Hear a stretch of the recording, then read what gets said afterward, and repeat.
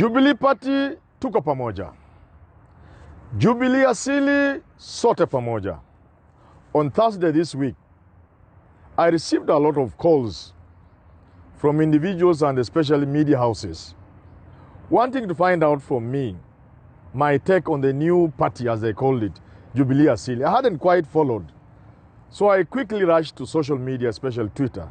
I found a lot of that stuff on Twitter, but it never answered the question really whether there was such a party. On Twitter, I could see that Deputy President had met the Jubilee MPs who had been de-whipped, snatched of their powers and positions in Parliament in the so-called Jubilee Asili Center. Because this information was not conclusive, I chose to call a friend of mine, a senior member of the Jubilee Party, and I asked him, what is this Jubilee Asili? Is it a party? He said, there's nothing like that, Manyora. If there's a party, you don't get it through social media. You get it from the Registrar of Political Parties. To the extent that we have not gone to the Registrar of Political Parties, there's nothing like that. Then when I prodded him further, I said, however, because we were kicked out of the Jubilee head office, because of being kicked out of the Jubilee Party, and wanting a place where we could sit, we set up a hustlers center, what is now being called the Jubilee Asili Center. But it's not a political party. So I tried to push him into something, but I couldn't get anything out of him. But as we were ending the call, he asked me, how if we were to start a political party? Doesn't that sound to be a good name? Jubilee Asili? I said, oh, it's a wonderful name. In fact, I'll be a member of the party.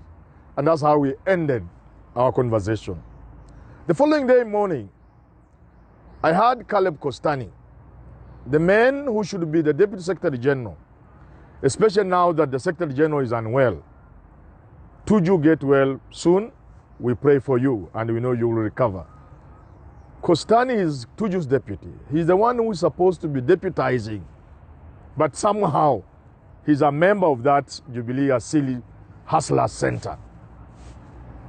On TV, Friday morning, he was saying only the deep state can stop them from registering Jubilee Asili. And he said something else, pushed by the host, the show host, to explain why. He says, you see, Jubilee does not carry the dreams, the aspirations we had. So we could be putting up this center from where we could continue pursuing the Jubilee dream. Pushed further, he said, that look at it this way. These guys are even inviting small players into Jubilee. People with 1 MP, half an MP. Then I got thinking, and even the host, I think, asked him, but I thought you set up Jubilee to bring all players together. So if Uhuru is bringing more players, what is wrong with that? David Murade at Atwoli's home said they are going to put up one big home that will bring many people together. So I don't know why they would be fighting, but they know their own things. Now, on the Thursday, I was being asked these questions about Jubilee Asili Party. I received a message, a text message from a boy and a young man who works with me. It was rather intriguing. If an injury has to be done to a man, it should be done so severe that his vengeance need not be feared. That's Machiavelli. So I called this young man, and just before I went to bed, what do you mean? And I think Jubilee should listen to this, especially the Kieleweke handshake BBI team. He explained to me, and I agreed with him, that if you are dealing with somebody, and there's every chance that if you try to injure him, and you don't do so successfully, he can come for you. And this, according to this young man, and which I think I agree with, is what is playing out in the country. That Uhuru and his people, especially his brother Raila Odinga, have been hitting at Ruto in installments. Ruto has never hit back directly. He has hit back through other players. But think of it this way. This time he has come up in the open at that Asili Center. And like I've explained, they are not hiding the fact that this can go into a fully blown political party. So what is the take home?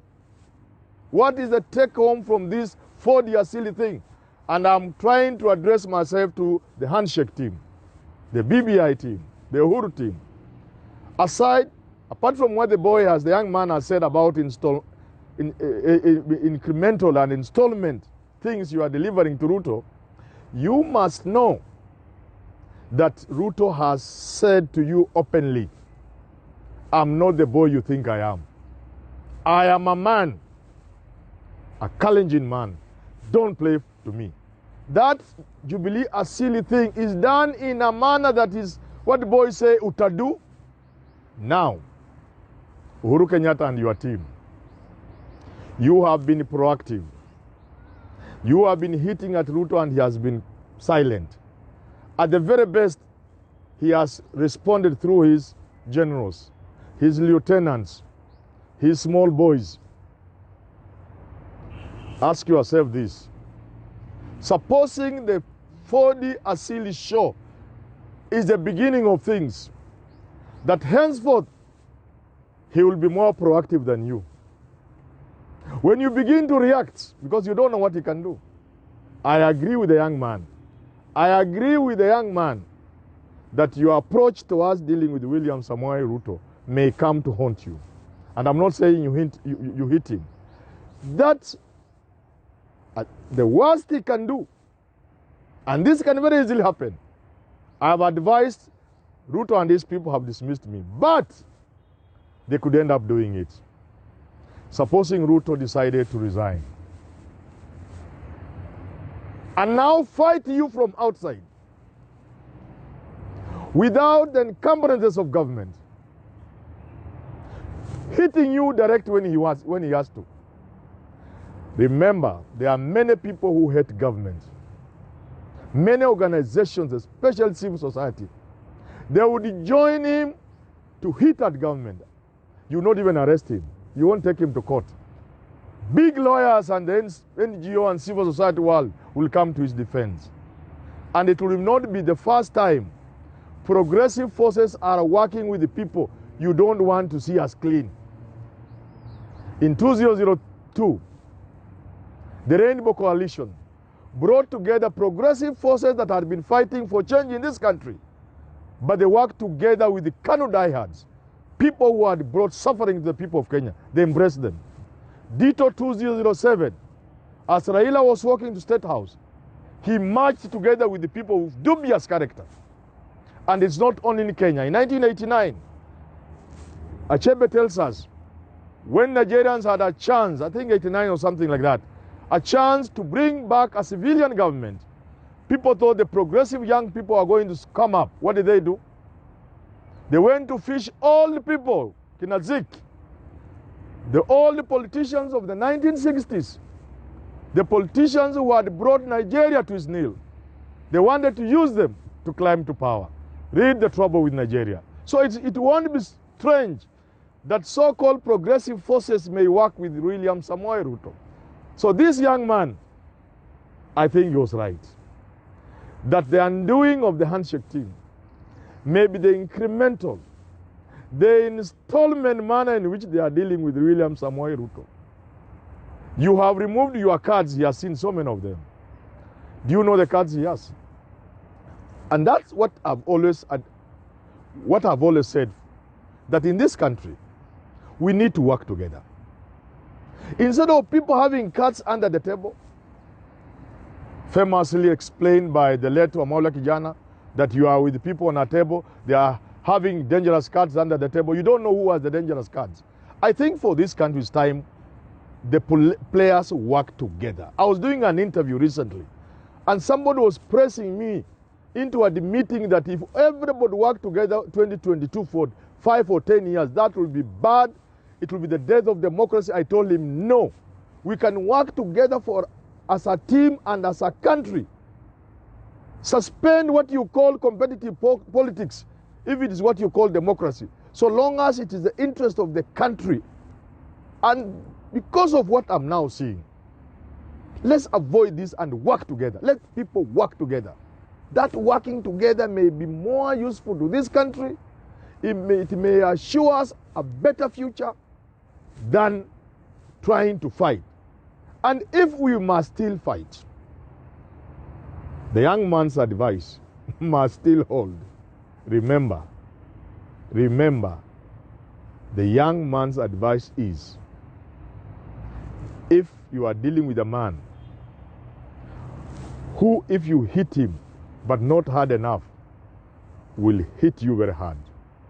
One way of ending this story is to bring it some conclusion. Some conclusion.